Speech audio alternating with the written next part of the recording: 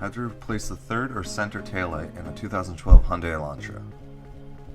All you will need for this are the appropriate bulbs for the center taillight. Step 1. Go and open the trunk of your car.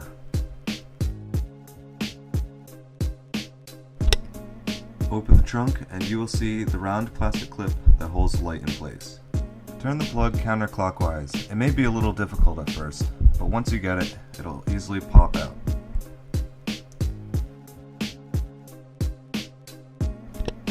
Grab the bulb, turn slightly counterclockwise to release it from the socket, and pull the bulb out. If you compare the two bulbs together, you can see the difference between them. Take the new bulb and place it back into the socket and rotate slightly clockwise. Give a nice little tug to ensure that it's in place, then place the socket into its slot and rotate clockwise. It may be a little difficult. After that, close your trunk and test out the taillight. As you can see, the taillight is installed and it works properly. You have successfully completed the installation.